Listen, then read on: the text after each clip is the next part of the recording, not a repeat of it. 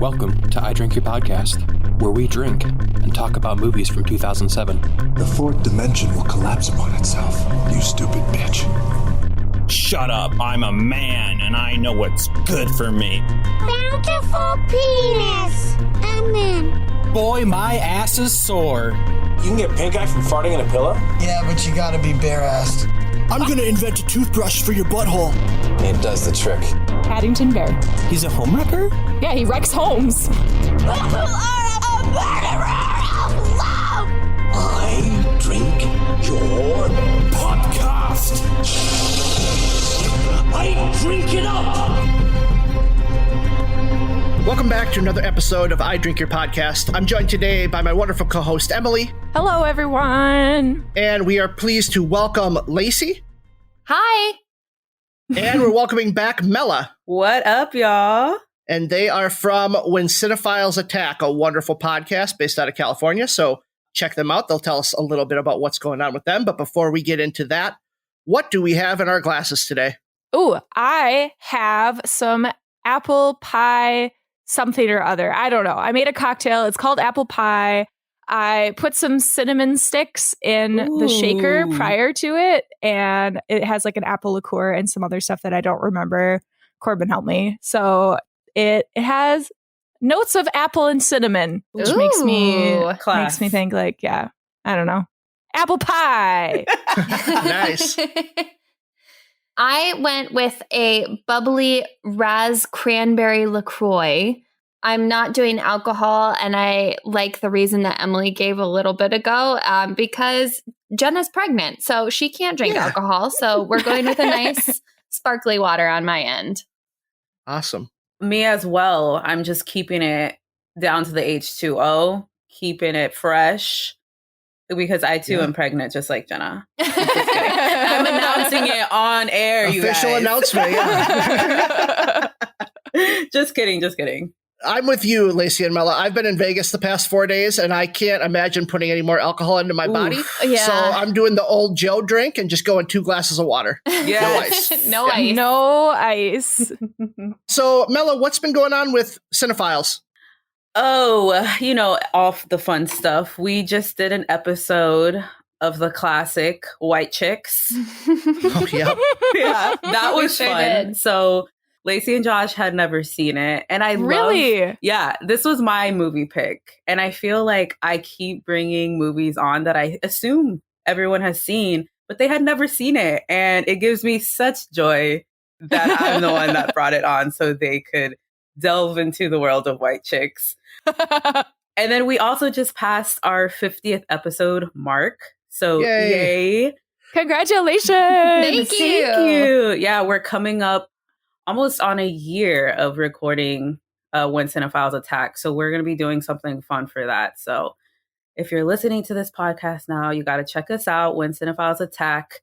We're very similar us to podcasts. So a lot of fun, a lot of laughing, a lot of getting on each other's asses. So a lot of hurt feelings. Yeah, a lot of hurt feelings. A lot of hurt feelings. So speaking of that, I listened to your Disney Renaissance episode, and I got a bone to pick. Uh-oh. And I don't think it's your fault, anyone in your podcast, but there was not a single mention of a Goofy movie. Is that in the Renaissance period? Yeah. It is? Oh, shit. My God. Oh, my God. Yeah. The entire time I was just like hoping for a Goofy movie 1995. reference. Yep. And What are we doing? Oh, my God. Goodness. Rashawn is no. going to be so upset. Yeah, he's going to Josh lose is it. going to be so upset. Oh, no. You don't understand how every Halloween I beg Rashawn to dress up as Powerline. Like October 1st, I'm like, if you don't dress up as fucking Powerline this year, hasn't happened yet. So the fact that we didn't mention that, Lacy, let's just go. I mean, maybe we just need to have a Love Fest episode then of just a Goofy movie, because I think you probably do. Yeah, they got to it make up for deserves that. That's a big mistake. Uh-huh. well, I'm glad it was just an oversight and not malicious feelings towards a Goofy movie. Okay. No. It's the Leaning Tower of Cheesa. No, we love a Goofy movie in this house. So, Lacy, our podcast is based around movies from 2007. What were you up to in 2007? In 2007, I was a junior in high school, and that's like really when I got involved in the theater department in my high school. And I mean, that's where I feel like I really bloomed and kind of became my own person, was in 2007. My favorite memories are doing set builds and our long ass rehearsals in our big high school theater auditorium. I mean, that's pretty much it. Like, all of my memories from then are in 108, which was our theater classroom, and in the theater right across the hall. So, do you remember what musical you guys did that year? Oh, I sure do. We did Kiss Me, Kate by Cole Porter. Yep. And I played the lead gangster in, oh my goodness, in the musical. Wow, typecasting. I mean, look at me. They were not wrong. Right. Well, awesome. And do you have any like a favorite show you did or a favorite role that you had?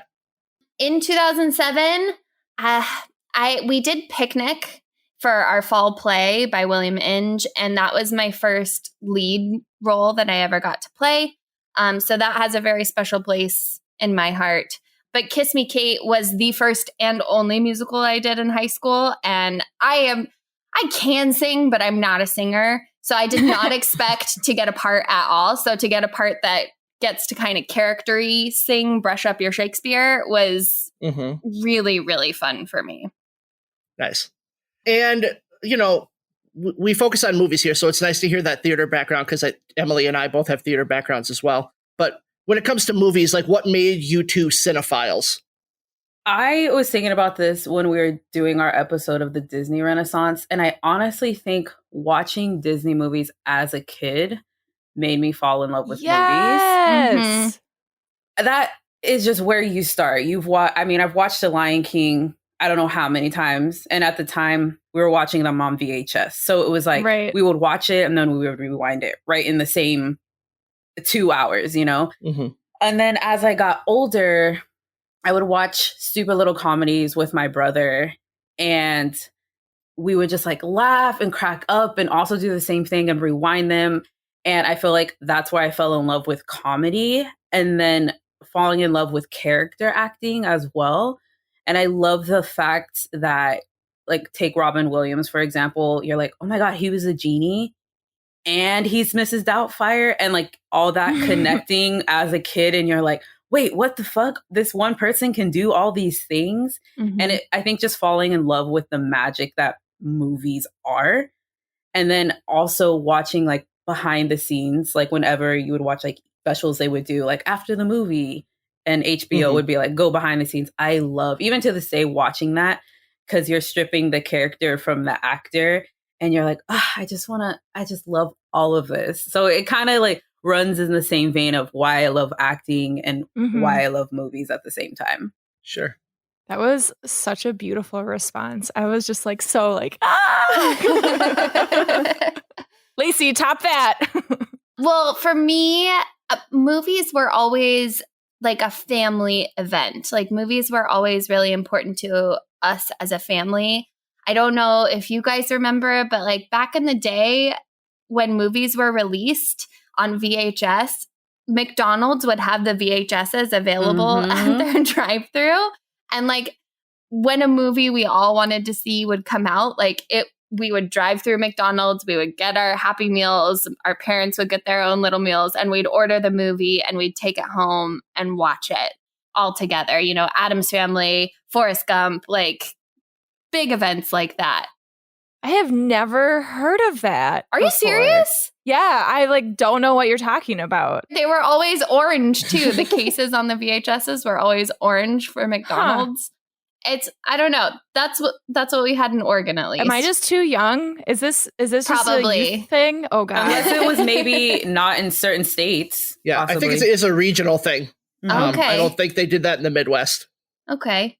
Well, that was part of it. And then like movies were always really special for like me and my dad, especially. My dad would pull me out of school and, you know, take me to see A Little Princess, or he'd pull me out of school and take me to see The Mask of Zorro. And I love that movie. It's so good. It's so good. It's so good. It's so good. So I feel like I was born a cinephile because it has always been so important in my family. And we use movies as part of our connections and part of our relationships too. Like some of my strongest memories are sitting in a dark theater, next to my mom or next to my dad. Yeah, that's really sweet. I have similar memories, but actually going to the theater, like not movie theater, but like my mom was a music teacher. And so we would go and see a lot of shows that would come to Duluth because that's where I'm from. Yeah. I remember the same kind of thing sitting next to one of my parents and just like being in awe of this magical event. So I totally get that. Absolutely. During the first half of our podcast, we'll be discussing and reviewing Waitress, and the second half features our Battle of Twits, a creative competition this week featuring Mella versus Lacy. Dun, dun, dun. Our current leaderboard is Wes and the Guests with 6, Matt with 5, Emily with 2, and myself with 1. And this week, we did watch the 2007 movie Waitress, directed by Adrian Shelley, featuring Keri Russell, Nathan Fillion, and Jeremy Sisto. I think you're strange. I'm not sure I want you to be my doctor anymore. You make me uncomfortable. I'm sorry, Jenna. I'm really sorry. Whatever it is I do, I will not do it anymore. You should not be uncomfortable at this time. You're doing it again. How? What did I do? I don't know. That nice guy talky thing you do. I'll forget it. Jenna, played by Keri Russell, is a talented pie-creating waitress stuck in an abusive marriage, and she discovers to her dismay that she is pregnant. She begrudgingly decides to keep the baby while saving up money to escape Earl, her husband, played by Jeremy Sisto. When she goes to the doctor, she meets Dr. Pomander, played by Nathan Fillion, and they start an affair. Okay, Ben, I know that you have some feelings about our lead actress here. Do you want to share with everyone your feelings about this lead actress? She's my favorite. Aww. I've got the big old crush on her. I think she's just incredibly gorgeous and very talented. I don't know if you guys watched The Americans. I haven't seen it. But she was on that show, and she is just so good. And I really loved her in this role. I had not seen this movie before this watch.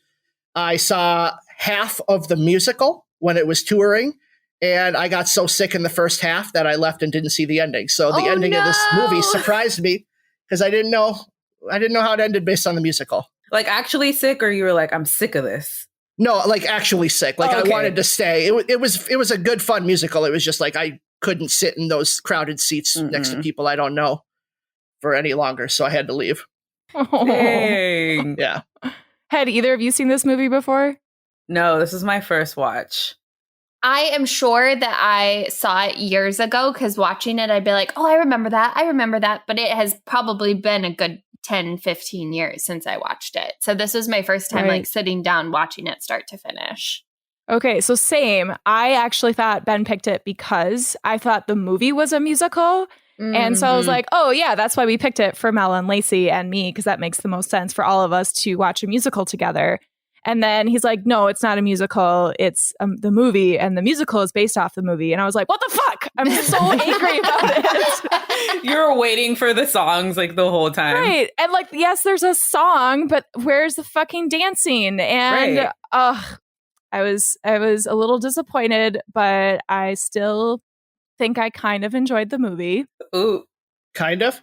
Yeah, so for me, right in the beginning, it just feels like it has this weird time period that isn't real. Thank you. Yeah, like I know it's supposed to be placed in some place in the South. They're like, it's the American South and kind of weird like that. But everything about it screams 80s and 90s to me, but also sometimes earlier, like housewifey kind of feel to it. Mm-hmm. And the outfits don't really have any specific style, or I don't know. It seems so bizarre to the point where I couldn't figure out what this movie was about. And then even the beginning of the movie with like the opening shots and the neon actors' names and the waitress title card and everything, I was like, what is this time period? Like, I don't know where I am. This is a weird place, and it's supposed to be realistic.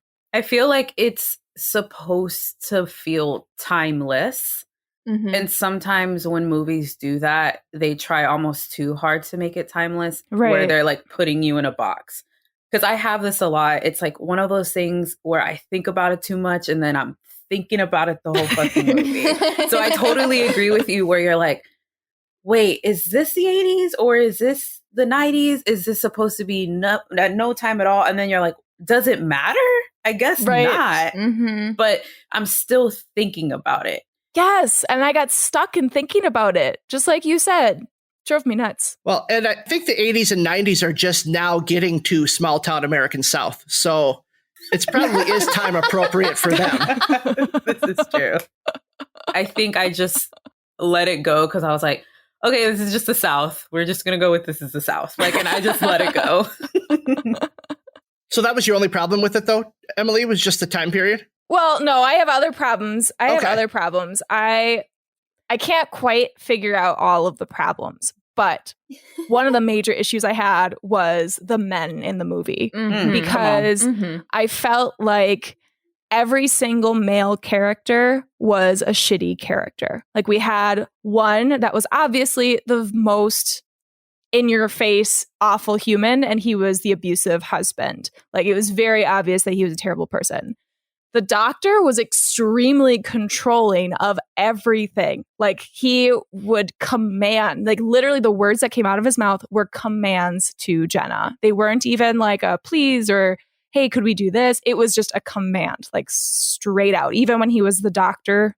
Also a terrible doctor. Like, did you ever, he's like, are you feeling okay? Cool. Let's talk about our affair. I'm like, dude, I'm pregnant. Can we talk about my child? Oh, you were bleeding? It's done?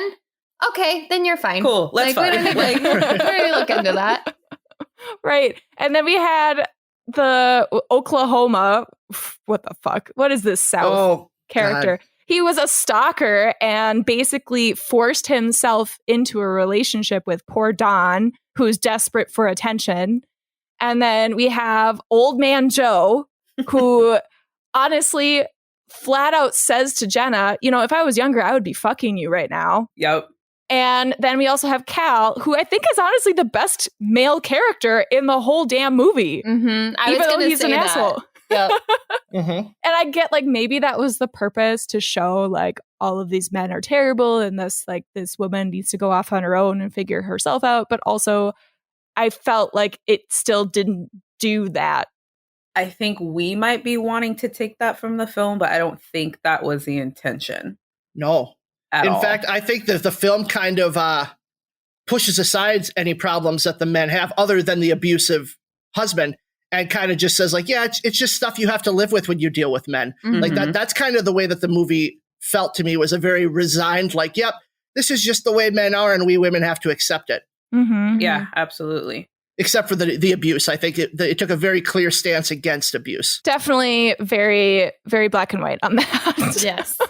I feel though the part, this is, I think like towards the middle, where her husband comes into Dawn's the wedding. Wedding, yeah. Yep. I was sitting there saying, why is no one going after her? That's what I said. Your best friends are right here, wedding or not. Get your ass in the car and go after this girl. Like all she's told you is like how awful it is. And then Joe is like, oh, you're right. He is pretty bad. See you later. What? Yeah. Hello? Can somebody go after her? Or just not let her go. Like any real good friend would be like, you're staying here. You have 10 people here that can block you from this monster. Like, yeah, that was hard for me too. Yeah. And I think like the abusive nature of Earl in this movie did a really good job characterizing what an abusive spouse or a partner is like. I have known way too many people in my life that have been in domestic issues and abusive relationships. And so like for a lot of it, they did a really good job of showing the kind of backhanded nature of, I still love you and I'm forcing you to stay in this relationship. But also I think that I have issues in that in itself, where it, like, yes, it was very clear and cut dry, but they didn't show all of the manipulation. Like they showed some of it. And so sometimes there were times that you could see on her face that she was upset, but there were never times that she was still kind of like teetering back and forth, which that's how a lot of abusive relationships are like. And so maybe they didn't want to get too dark and deep into that. Yeah. Mm-hmm. And it was more about the pies and more about the happiness that she was going to get later. But I don't know. Well, and that's why this movie feels so weird to me, is because it wants to be a whimsical comedy while also tackling heavy issues. Mm-hmm. Yep. And I don't think that this movie does a very good job of balancing it. It's half Hallmark movie, half Lifetime movie, 100%. where it's got that Hallmark feel, but then it's also got like the woman's killed by her husband Lifetime feel. Yes. Yes, that's so perfectly said. Is it possible to do comedy with something so dark? I mean, I kept thinking about Promising Young Woman. I don't know, have either of you seen that yet? Oh, yeah. Mm-hmm. I figured you two had, but I was thinking about that, and like it had a lot of comedic elements, but still tackled something really dark and heavy. And I thought that was executed really well. And the reason I bring it up is because I just watched it again like last week. So I was like doing a lot of comparisons about like abuse and harassment. And so that was kind of my thought of, is it more like we start realizing now that we have the capability and we are smarter now to do something like that? I think so. Because I feel like a lot of why I feel like what Ben said was so perfect is that I'm like, this is not supposed to be funny. Mm-hmm. Like, this is truly abuse. But then the way that the actor is playing it, it's supposed to be. And I'm like, I don't know whether to laugh or not laugh. It was just such a weird sheen over the whole movie. That's like, this is just supposed to be light and fluffy, and she's making pies, and then she's, you know, growing up and getting out of here. But there's a huge underlying dark issue behind it all. And I feel like if maybe we had started with knowing maybe she was unhappy in her marriage, but not knowing why, and just like the kind of mystery of that, we would have had more levity at the beginning until an introduction of the abuse and the manipulation. Oh, yeah. But we have that right from the jump of like, he's evil, he's awful, he's terrible, and I'm stuck. Yeah, he got her pregnant when she was drunk. Right. Like, he fucking raped her. Yeah. Just everything goes downhill from there. Yes. Yay! This is so fun. Don't do that again. Okay, what? Okay, I won't. Kiss you mean? No, not that. I didn't mean that. I mean, don't go away for a full month and not call. No questions or concerns. Don't do that. This is craziness, Dr. Palmater. Please call me Jim. No, I won't. Okay, don't. Just Dr. Palmater is fine. At Joe's Diner, Jenna continues to work and stores money throughout her house. Joe, played by Andy Griffith, the owner of the diner, begins a friendship with Jenna and learns of her pregnancy and affair before anyone else. Her coworkers give Jenna a baby book where she starts to write letters to her future baby, revealing her inner thoughts and plans. At Dawn's wedding, Earl storms in, taking Jenna home to confront her about the money stored in the house. I still have more problems with this movie. Yes, let's hear them. Let's hear them. Here's my biggest complaint. The fucking pies. I'm sorry. Do you guys cook a lot? Yeah. Or bake at all? Okay, so Lacy, you do. Yeah. Okay. Did you have problems with watching her bake? I mean, the only baking she really did was stirring melted chocolate. Like, that's right. She's just sitting there and stirring melted chocolate. That's it. The whole fucking time. I did enjoy the inserts of like when she's on these brain waves of like mashing and mixing things and like compiling the pies. But like the only baking she really does is just standing there dreamily stirring the chocolate in the bowl, you know? Right. And there's even one spot where she like tastes the chocolate and like who the fuck tastes it that way? Where she has so much chocolate left over to the point where it starts dripping down her fingers. And I'm like, what the fuck are you? What is this? Go wash your hands, please. Please go wash your hands. Right? She's making this for her friend and she's just like digging her fingers all over the place in this.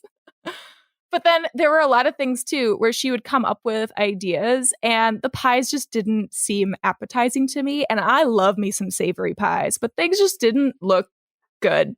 The one with the ham cubes?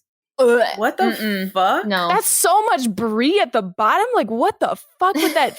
Oh, No, I had mama. so many problems. And they're like, this is award-winning pie. And I'm going, nah, I'm good. No, it's Thanks, not. You know No. it's not. Did anyone else want to see the actual pie event that they kept teasing throughout the entire movie? Why didn't we ever get there? Right. Like, I was hoping that would be the third act, like, thing that we would get, and she would, be baking pie, go into labor, and then have the realization then, like she doesn't need her husband, and win as she's being carted out giving birth. Yeah. Right. That was what I was expecting for an ending. And then we never got the fun pie festival. And I just felt like super let down. I have an issue with long movies. This is not anything new to anyone in this room. Yep. This movie, sweet as pie, long as shit. That's how I feel about it. So this whole middle part just like was a blur to you too? Get it out. It's just, I feel like it, because it has that, like how we were talking about before, that timeless, slow, Southern feel to it. It doesn't have to be as long. We get that.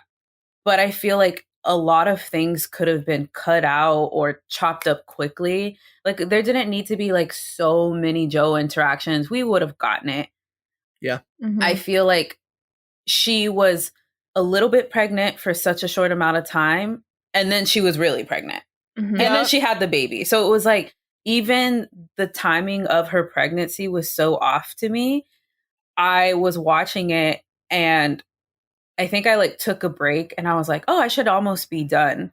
And then Rashawn comes in the room and he's like, no, you're not. She's not even that pregnant. Look. And I was like, what the fuck? How long is this movie? Yeah.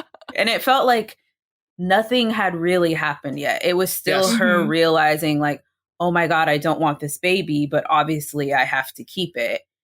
And the affair with the doctor hadn't really kicked up yet either. So I'm like, hello, let's get this going.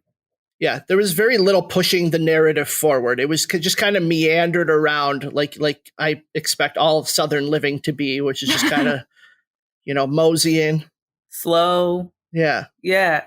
But in that too, I personally lost some of the danger with the affair with the doctor too. Like it was so slow paced. Like there's that moment out in front of the house, when after they've kissed for the first time and she's like, Earl could drive by any second. And I was like, could he? I don't know. No one's on the street. So like, go back inside. Okay. That is a perfect. Okay.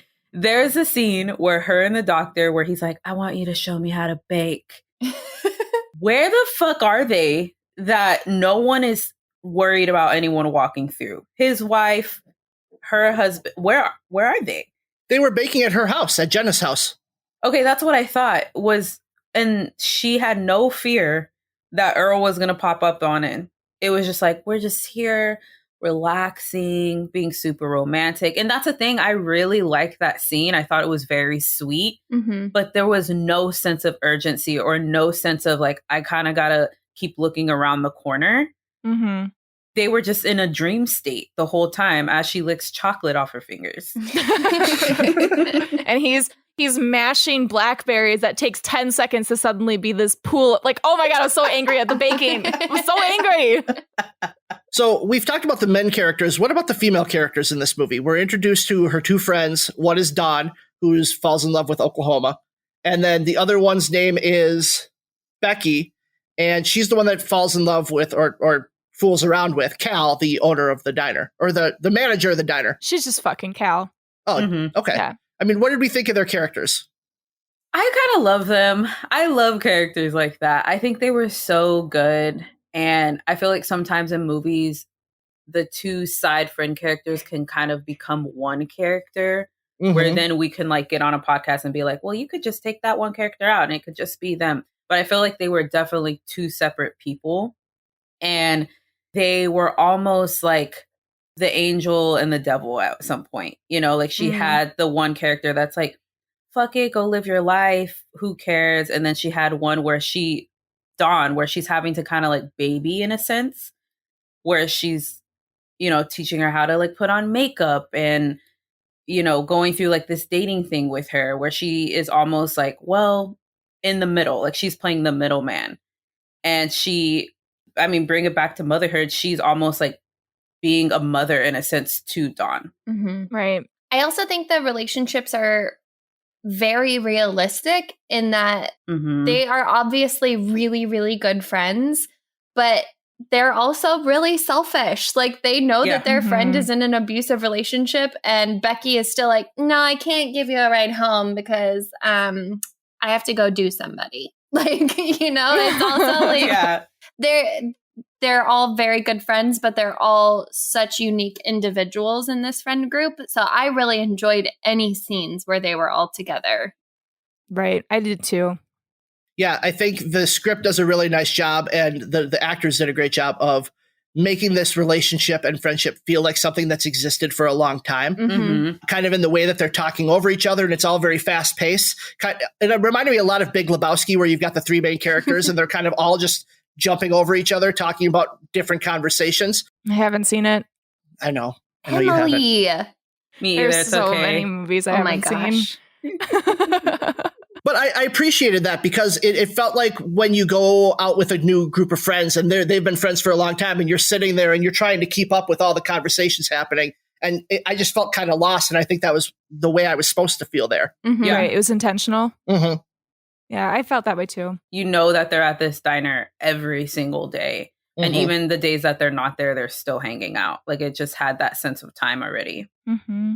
Yeah, no, I definitely loved the three of them. I didn't feel like anyone outshine. I don't know what the word I'm trying to think of, Ben. Stood out? Like, I don't know. Outshines? Yeah, no one, I don't know. I'm getting a little drunk and it's like 3:00 and, but they all had an equal footing in their friendship. And so even though they all had selfish qualities, you're right, Lacey, they were all very individual and had their own characterization. I'm going to stop. I think you made a point. I think I may have made a point, but I don't know what the point was. But speaking of these characters, Don is played by the director. Yes.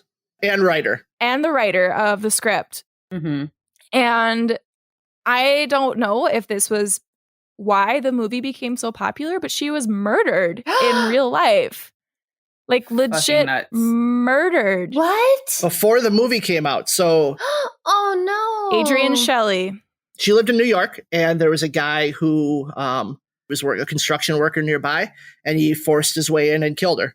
In her own home, her own apartment? In her home. Yeah. And then he actually, and I'm sorry, this is going to go a little graphic, but he hung her in the shower to make it look like a suicide. Oh, God. And so the police actually thought it was a suicide until her husband made them look again and they found like a footprint or something. Jesus. And they were like, I guess this wasn't a suicide and she might have been murdered. But the guy that killed her apparently changed his story like 3 times. Oh, that's so like awful. How fucked up. It just makes this movie feel even sadder. Especially with the story she's telling about how shitty men can be. Like, yes. Oh, that's awful. Yep. And this movie did get accepted to Sundance, and then she was murdered, and then it got bought at Sundance and released and turned out to be very successful.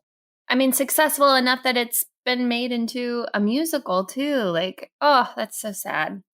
I'm glad we chose such a happy movie for you too. I mean, honestly, like I am all about true crime, so we're just tying in all my interests. Right. Podcasting, movies, true crime, and baking. I'm happy. How do you feel about impromptu poetry? That Oklahoma character constantly doing his little, I'm going to do a poem to impress you. Get him out of here. Right? What the fuck was that? Ba-dum. It's like the rhyme. It's so stupid.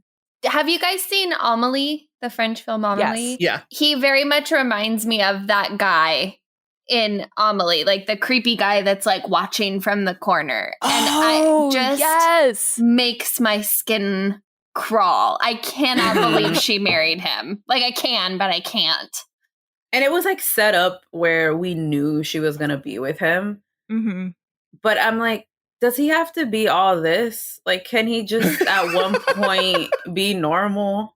You know? Like show us one redeeming quality. Show us exactly. one. He was good at sex. That was the redeeming quality, apparently. Wow. Right. He was good at sex. I mean, must have been real good because he was... fucking joke. I don't know. Great sex does not forgive that poetry. No, it does not. No. Sorry. You remember what I said? No, you go loving that baby too much. I don't love you, Earl. I haven't loved you for years. I want a divorce. Well, that's not a funny joke. We got this new baby here. Shouldn't be making jokes like I that. want you the hell out of my life. After Jenna's hopes are destroyed from Earl finding the money, she goes to Dr. Pomander, and they fantasize running away together, although her water breaks while waiting for him. At the hospital, Joe is there, and he gives Jenna a card, but he tells her not to open it until after the baby's born. She soon gives birth to her daughter, Lulu, and because of her motherly love, gets the courage to leave Earl and ends things with Dr. Pomander. Joe dies in his elective surgery, but he leaves Jenna and her baby $270,000 to start fresh. Literally the only reason that old Joe exists as a character is to get us this ending. Mm-hmm. That's literally it. And we saw it coming from a mile away. I know. Yep. I would have so much rather seen, like you said, Ben, I would have rather seen the baking competition happen and had her do it on her own. Like win and get that $25,000 and break away because she knew she could do it on her own. Yeah.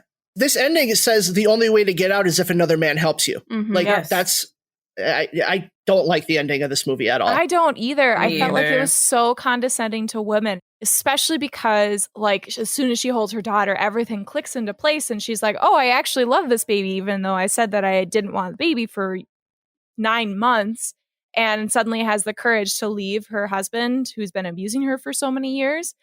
I know that that is a real thing that sometimes can happen, but a lot of the times with abusive spouses and partners, that's not the reason. Mm-hmm. The reason is usually an outside factor of someone getting them out. It's just not believable to me. It feels like, oh, you're a mother now, therefore you have to protect your child, and therefore you should leave your spouse with no money, which is not really realistic. And so I just felt it was super condescending to women.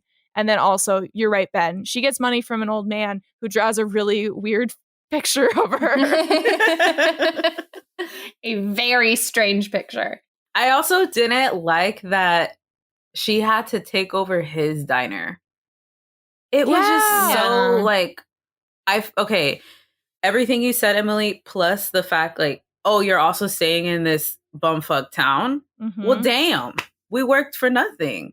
And Right. I get that she gets a check, and I had hoped that she was going to take her baby and hit the road and go to the next big town. Mm-hmm. And you were going to see her sitting, putting a pie in the windowsill of like this busy intersection. And you're like, oh my God, she made it in New York or wherever, you know? Mm-hmm.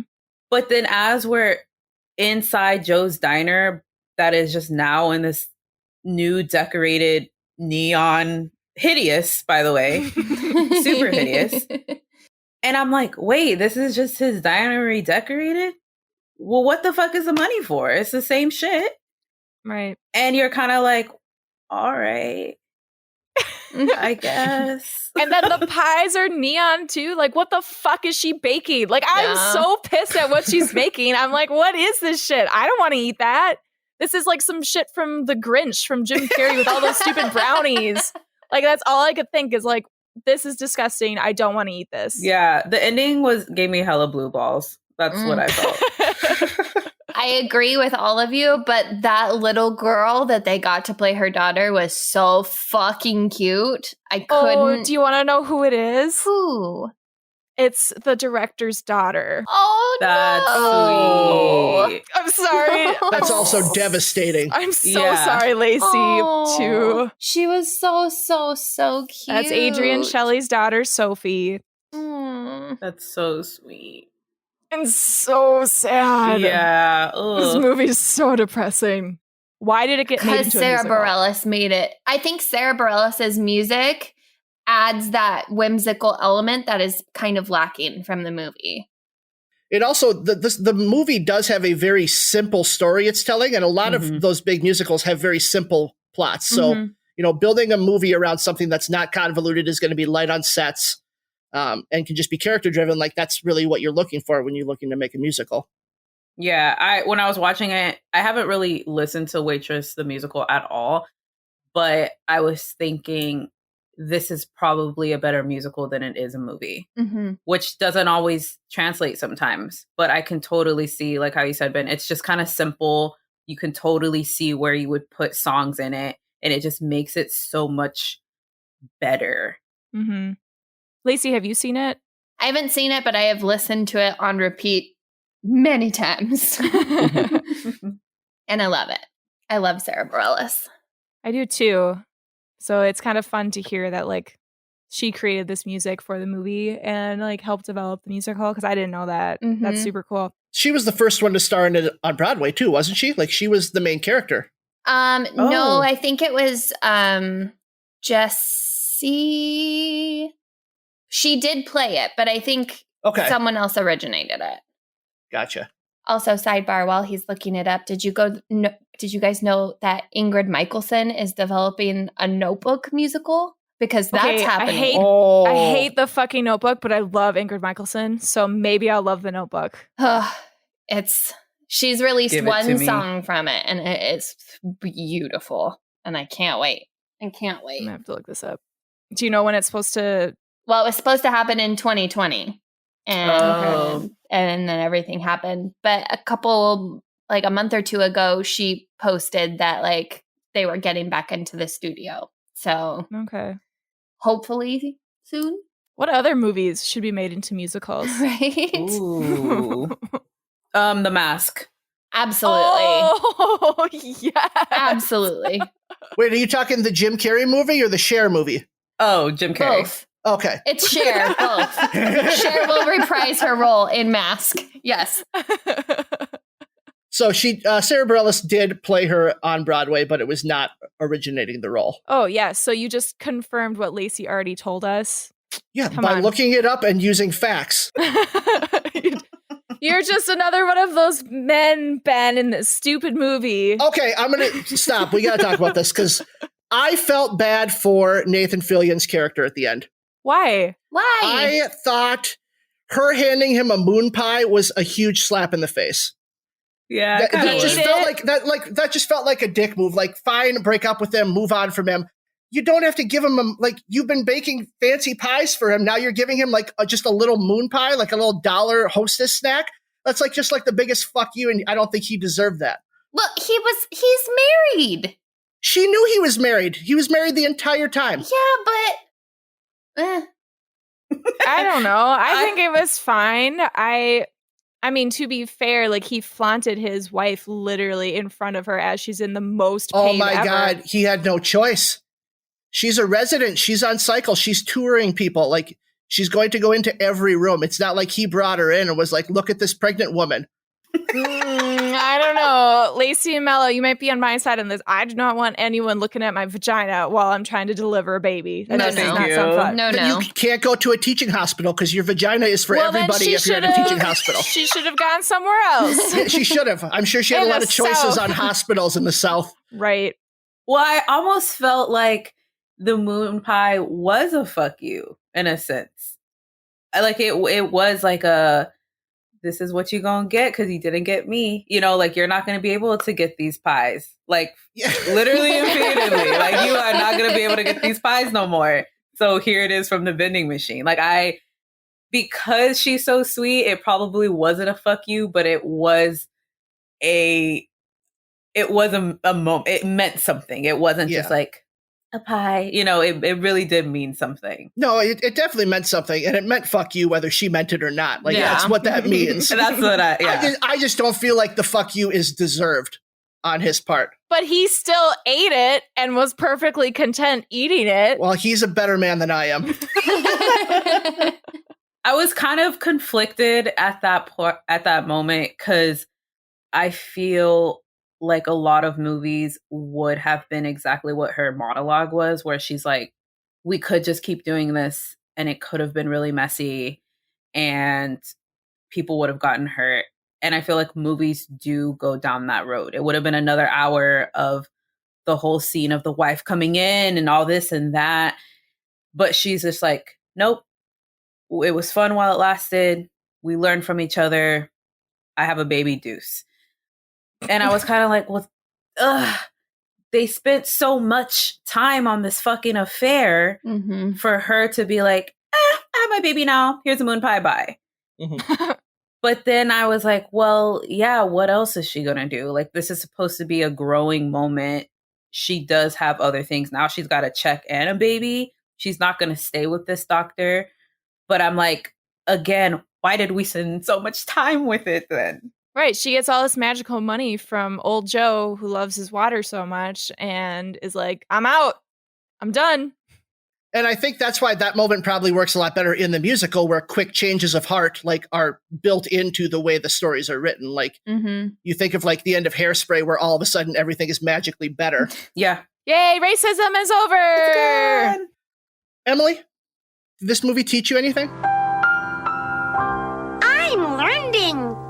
It did. And this is so perfect. It's a perfect segue, because I learned that what we all should do as women is find a sugar daddy that doesn't want to have sex with us because he's too damn old, so we can get all of his money to start fresh, and he will also draw a creepy portrait of our faces. Yes. So that is the lesson that I learned from this movie.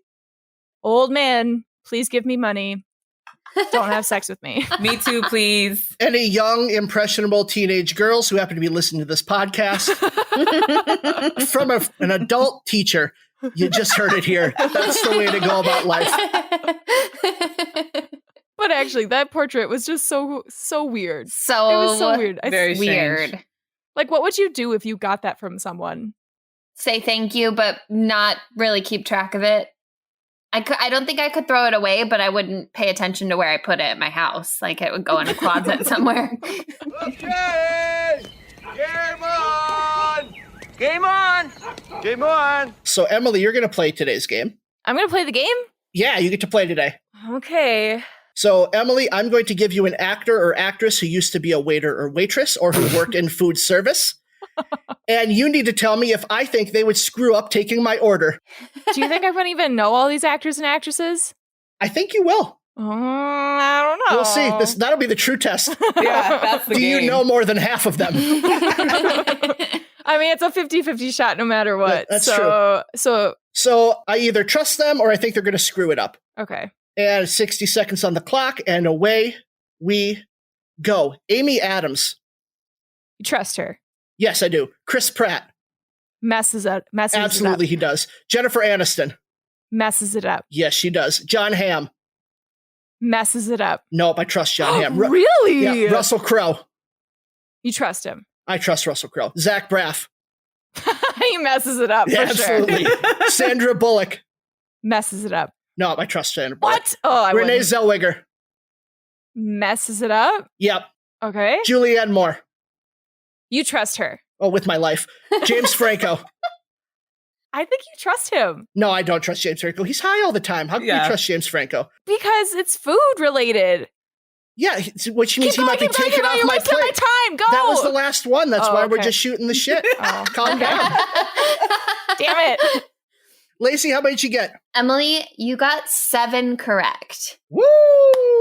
You Is that win. more than half? Wasn't Yeah, counting. there were how 11. many. You got 7 out of 11. Yeah. Way to go. I would trust James Franco with my order. Although he might eat it. I don't know. Like half of your fries would be gone. Yeah, Right. I don't want that. Lacey or Mella, do you have a review for us today? Oh, I should have used my sweetest pie, longest shit for this part. I almost said that's a perfect review. Lacey, if you have it first, you can go first. I would rather have spent my time listening to Waitress the musical and baking my own pie than watching Waitress the movie. Yeah. Okay. My review is 2 mashed umbilical cord pies out of 5.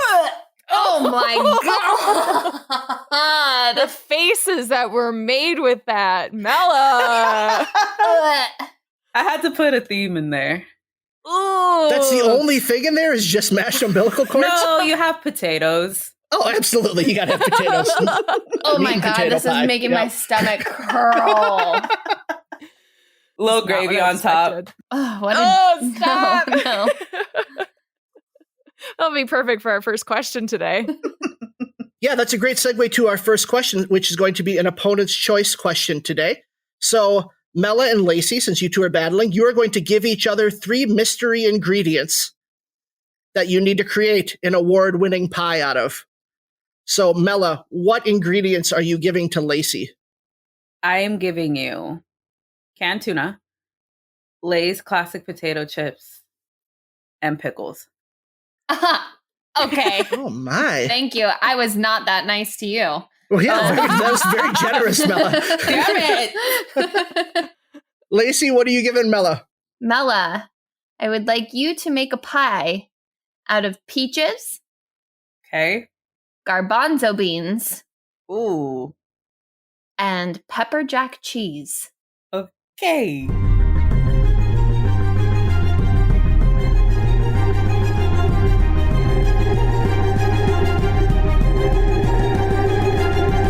And now it's time to play Battle of the Pie Makers.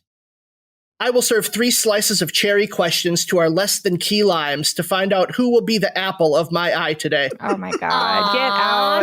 The winner of each question will get cream added to their pie. No, get out. And the loser will be forced to eat their pumpkin pie without it. Okay. I will be more impressed by the delectable and lip-smackingly good answers. Pies, are you ready? Ready. They're pie makers, I thought. And now they're pies. So question 1 is a chopped style question. So your opponent has given you 3 mystery ingredients, and now you must create an award-winning pie out of those ingredients. So Mella, explain to us your pie. So my pie is called Mella's Peppered Peach Pie. Ooh. And the ingredients are garbanzo beans, pepper jack cheese, and of course, peaches. So this is a savory, sweet kind of pie. You can pair it with a lovely white wine. So we have the beans that are mashed into the peaches inside for the filling, with a sprinkle of pepper jack cheese inside the filling as well for a nice heat.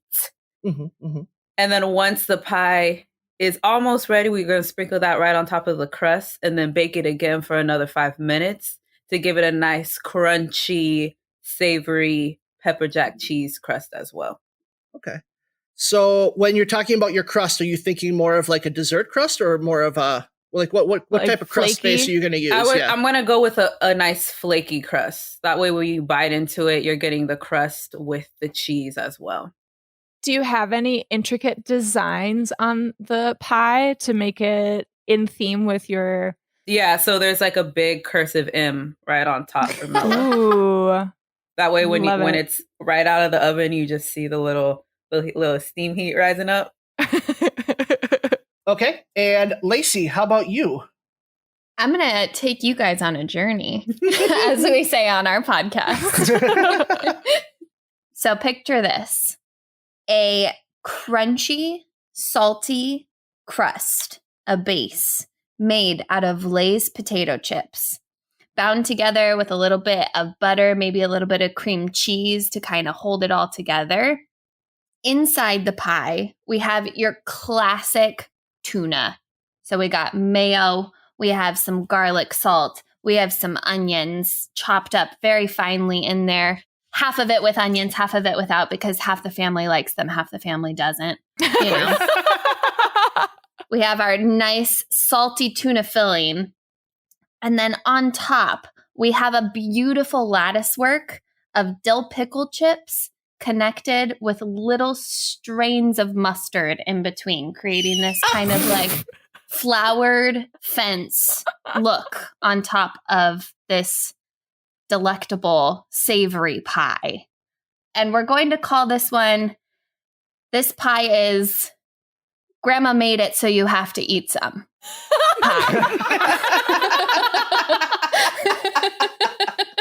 That's so perfect for the Midwest. Beautiful. Has anyone eaten something like that from a grandma before? Because I certainly have. I'm sure I have. I'm sure when grandma have. gets everything that's left over from the fridge and she's like, it's a casserole. So eat it. Hot dish. Sorry, we're in Minnesota. Hot dish. Hot dish. Oh, hot dish. 2 delicious pies. Thank you so much for bringing those to the table. For question 2, you're going to be given a random movie character who is going to tell the story of why they first made that pie that you have just shared. So, Lacey, you're going to go first. Mm-hmm. And your choices of random movie characters are Scar, okay, Hades, Frollo, Ursula, Gaston, or Jafar. So we kept it with Disney Renaissance villains in honor of your guys' 50th episode. Oh, I love it. Thanks. Yeah. We're going to go with, I mean, this pie is literally grandma made it, so you have to eat some pie. Yep. Which I think could only be made up and thought up and brought to a party by someone like Hades. Okay. Mella, well, Lacey, thanks. What have you been watching recently? So I talked about this on our podcast. I was late to the game, but I started rewatching Gilmore Girls, like the whole shebang. Mm-hmm. And I finally got to I think it's called A Year in the Life, which is their show 10 years after their Netflix show. reunion show. Yep. What'd you think? Man, it is not good. I literally, whoa. Yeah, it just seemed kind of unnecessary. Like, I imagine if I was like a huge Gilmore Girls fan when that aired, I would love it. Because it's kind of like the Friends reunion now, except for they don't do the actual show. But it just seems weird because everyone looks like super aged, especially after like I had just watched that in like back in the day. And then you go right into watching it now and everyone looks super aged. And it just seems kind of try hard. Like the heart is not there as much as it was when they were filming the show. And you're like, well, they're only really doing this for the fans and maybe a paycheck. But it was interesting to see how they kind of brought everybody back in the same place. And the storyline was kind of very much the same. So I'm like, yeah, this was really only for the fans. Rory was still a lovesick idiot. Yes. And Lorelai was still arguing with everyone. Yeah, talking fast, doing her thing, making a mess of everything. The thing I did like, though, is that for the first 3 episodes, Melissa McCarthy wasn't in it. So I thought, you know, she's Melissa McCarthy now. She probably didn't come back for this. And then at the end, she's there. And that was really sweet. But other than that, I was like, okay, I get it. Okay, well, thank you, Mella. Lacey, explain to us the story of why Hades made Grandma Made It So You Have to Eat It pie. So it was actually, this is pre-Hercules time. So before Hercules has been born, it was a party celebration for the 3 fates, the 3 old ladies that Hades is friends with. And, you know, everybody in Olympus was in charge of bringing a certain, you know, thing to the potluck. And Zeus and Hades, being brothers, they were both in charge of dessert. Now, Zeus had this lovely cotton candy cloud, you know, over the top, lightning bolts sticking out of it, fruity, delicious pie that he just pulled out of a cloud because he's Zeus. And Hades got to the party, realized he was supposed to bring something, turned around, walked out, panicked, looking back and forth, his hair ablaze, disappearing and reappearing with his fury, and concocted from nothing the first thing he could think of, which was a Lay's potato chip crusted tuna pickle topping pie. Now, when he brought it in to the party, everyone kind of turned and shifted their noses at it and, oh, Hades, you're such an idiot. You're such a bumbling fool, blah, blah, blah. Look at Zeus's. Everybody starts cutting into Zeus's pie. And Hades, being the clever jokester that he is, looks at the three fates and says, Grandmas, this is your recipe. This is from your recipe book. I copied your famous dessert pie to bring to the party. So everyone must have a slice. And the fates, loving Hades as much as they do, they all agree, oh, yes, okay, of course, yes, darling, yes. And they all cut into the pie and eat a delicious slice. So good. Very nice, very nice. Okay, Mella, so you have the same characters to choose from. So you've got Scar, Frollo, Ursula, Gaston, and Jafar. Who would you like to work with? Let me go Ursula. Okay. And while Mella thinks of her response, Lacy, what's something you've been watching recently? Well, I have been thrilled with HBO Max lately because we have so many movies coming out on HBO Max. In the last week, I've watched In the Heights. I've watched The Conjuring, The Devil Made Me Do It. And I really enjoyed both of them. In the Heights, I think most people are seeing and really liking. The Conjuring, I'm not seeing many people talk about it. And I know it wasn't everybody's favorite of the Conjuring movies. But something I walk away from each Conjuring movie is wanting more Ed and Lorraine. And you definitely get it in this movie. Like, you get more time spent with the Warrens, and I loved that. It's not my favorite of the Conjuring movies, but I loved getting to spend more time with Patrick Wilson and with Vera Farmiga. And I mean, they're both such incredible actors that they could literally be reading out of the phone book or the dictionary, and I would be happy to just sit there and watch them do it. Yeah. But I really enjoyed it. Have you guys seen it yet? No, I haven't seen the new one yet. I've seen the first two. Yeah. I don't watch horror movies. That's ever. Right. That's right. And so when you were like Conjuring movies, I was like, ooh, I don't think I want to watch that. I have started getting into horror mashups. Okay. Like, I'm okay with some horror elements in things. And especially if it's like animated horror, I can handle it a little bit better. Okay. But I have recently learned that I can't really do psychological horror. So that's fair. It's a journey for sure. It's a journey. Have you guys watched In the Heights yet? No, I haven't yet. Not yet. My plan was to go see it with my mom because she's super into musicals. So I haven't gone to see it yet. And so we're going to try to meet up sometime, go see it because I think she'll love it. Mm-hmm. So. It's really, they change a lot. A lot has changed if you're familiar with the original Broadway musical. A lot has changed and a lot was omitted. And there's a lot to be said with the things that they took out and with the things that they didn't include. But overall, it's so powerful to sit and watch these incredible performers doing what they're doing on the screen. I mean, it's just beautiful. Yeah, I think the thing I'm most excited about is just kind of the scale of the spectacle from what I've seen of this, where it's like a throwback to the 50s and 60s musicals that were like really big and had huge numbers. Yep. Which has kind of been lost in musicals the last 20 years. Greatest Showman brought it back a little bit. La La Land did it in one song. And then abandoned it completely for the rest of the movie. But yeah, I'm excited to see that one. Yeah. Mella, are you ready? Okay, tell us about Ursula and the peppered peach pie.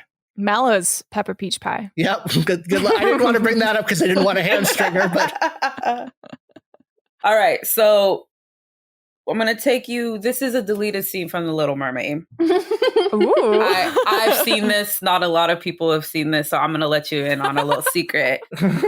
This is actually the scene before Ursula goes onto the boat as Vanessa. So she's about to transform. She knows that this is going to happen. So she's still in her tentacles and whatnot. And Flotsam and Jetsam pull up and they're like, hey, listen, the party that, right before sundown, don't forget, you need to take something to the wedding. And she's like, what? You idiots. You didn't tell me this. And they're like, yes, we told you, blah, blah, blah, blah. And she's like, well, I need you to go to the underwater 7-Eleven and get me something for this pie because it's your fault that I didn't remember this. So they pull up, they grab whatever from the 7-Eleven. What did they grab? Garbanzo beans, peaches, and pepper jack cheese. And she's like, are you kidding me? I don't have time to do anything. I'm going to just throw this in a pie. And it's going to be named after one of my favorite people, one of my favorite mermaids of all the land, Mella, because she's a badass bitch. And her booty looks like peaches. So that's where she reminded me of these peaches. So we're going to throw this in a pie. And we're gonna rise up to the top of the land, and we're gonna act like we got some sense. And so she transforms into Vanessa. She's carrying this pie. It's got the M written on top of it.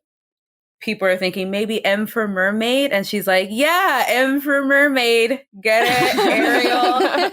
It's a little secret that me and her have. We don't really like to show off a lot. And it's a hit. People are pairing it with their reds, with their whites. It's something that she didn't think would work, but it does, and it just helps like the whole her being actually a witch in human form. They're like, "Oh, this bitch can cook," and she's like, "Yeah, I can cook," and I didn't even have to put magic on that. That's just what it is. I'm just good in the sea kitchen. Mella's peppered peaches pie. Okay, let's go into question 3 then, which is going to be a joke off. Okay. So something that we didn't even bring up within our discussion of that is a scene in the movie where Earl is having sex with Jenna, and he asks her to talk dirty to him. And she says, "What should I say?" right as he climaxes. So and that got me thinking, like, what are the worst things you could say to your partner as they're about to climax? So we're going to go back and forth, and we're going to start with Mella, and then we'll react and then go to Lacy. So Mella, give us your first line. I've never noticed how much you look like your father. Oh. Okay. Okay. Starting strong. Yep. Lacy. Wait, not yet. Okay, yeah.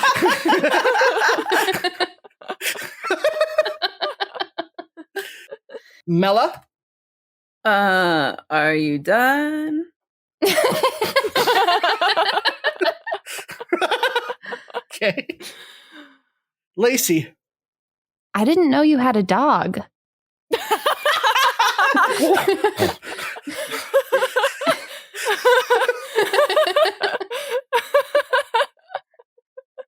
I just have so many questions for these. Let's keep them coming. Okay, Mella. Oh my God. What is that smell? Okay. And Lacy. Leaning in close. Yeah. Did you change your deodorant? Okay. Mella. Can you hurry up?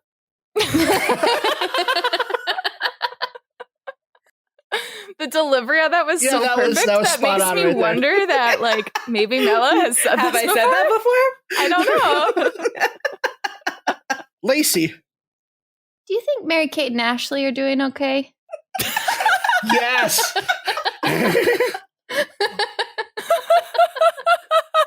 I mean, we always are thinking about it, so just to vocalize it in that moment. I mean, and last one, Mella. Oh, I'm so sorry. I fell asleep. What's up? And Lacy. I mean, don't you think it's funny that nothing in Alanis Morissette's song Ironic is actually ironic, but that in turn kind of makes her whole song ironic? I think it's pretty funny.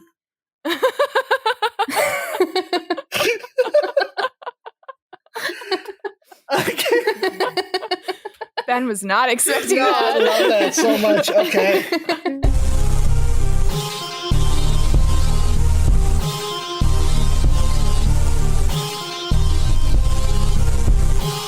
It seemed like a tough decision, Ben. It really was. Yeah. Thank you to you both for participating today. You guys did awesome. Of course. It was a very difficult decision for me to make. So for the first question, you guys had to create a pie with 3 ingredients given to you by your opponents. You both used the ingredients very well. Mella, I love the way that you hid the beans in the pie and in the name of the pie. It's like, yeah, they're there, but like, I'm not going to fucking advertise that. No, like, I love that.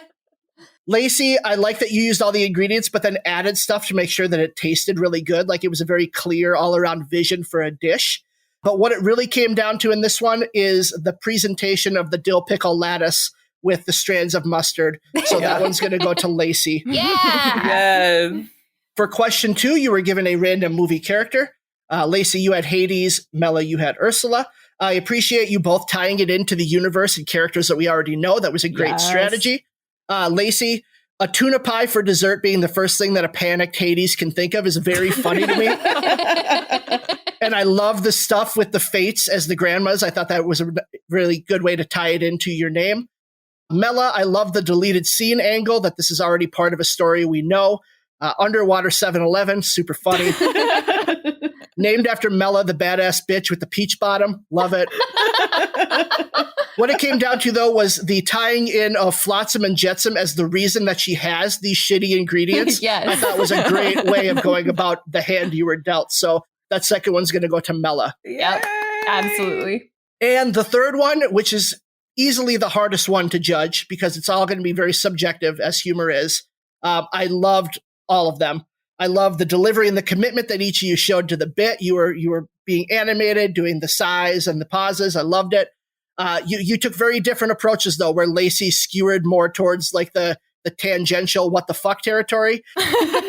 And Mella's felt very like true to life and possibly personal experience. Oh, geez, I hope not. But in the end, because this is such a personal like decision, it comes down to what my sense of humor is, and I am much more the tangential humor. So that last point's going to go to Lacy. Yay! So great job, both of you. Congratulations! That was super fun. Yeah, These are really fun games. Ben, when you were like, this was very personal, I'm like, oh, wait, like, has this happened? Like, is that what's happening? Very tangential stuff. Mary-Kate Ashley okay? We're all wondering. What do you We think? are, like, Elizabeth Olsen is soaring right now. So, like, are they okay? They can't be, right? I mean, probably not. Look at them. They're not okay. Look at them. They haven't eaten in years. Oh. Okay, well, Lacy and Mella, thank you so much for joining us today. You were phenomenal guests. Thank you for having us. Thank you so much for having us. It was so fun. And I do think that we are going to invite Rashawn and Lacy back for a Cinephiles final battle since Rashawn beat Josh. So maybe do I Am Legend and just do a big fuck you to Josh. Do it. Yes, please. It's okay. We'll do Zodiac with Mella and Josh. Yeah. Oh, there you go. Oh, wait, that would hurt both Rashawn and I if you do that. So before you guys go, do you want to plug your show one last time? Please come check us out. We are on Apple Podcasts, Stitcher, iHeartRadio, Spotify, anywhere you're listening. When Cinephiles Attack. A great episode. I'm sure our counterparts have plugged it before, but if you like I Drink Your podcast, they came on our show and we had a great dueling session about The Greatest Showman. So that would be a great place for you to start. Yeah, we have a lot of really fun stuff planned. We hope to have you guys come back on in the future because it was so much fun to have you. So fun. And yeah, like, subscribe, add us at Cinephile Attack. We love to connect on social media too. And if you enjoyed listening to Mella and Lacy today, you can also listen to their co-hosts. They were on Shrek the Third, and Mella has been on before. She was on for Knocked Up. So check out those 2 episodes as well. And thank you, everybody, for listening. Please subscribe, rate, share us with a friend or two, and follow us on social media at IDYP_podcast. And you can email us at idrinkyourpodcast@gmail.com. And next week, we will be having on Dylan, and we'll be watching 1408, the Stephen King psychological thriller. Ooh. Oh, boy. It's going to be a great one for me. Yeah, good luck, Emily. You're going to have a tough time with it, I think. Do it at like 12 o'clock in the afternoon with all the windows open, like all your lights on. With my dog in my lap. Okay, well, thank you, everybody, so much for listening. Thank See you next time. Bye. Bye.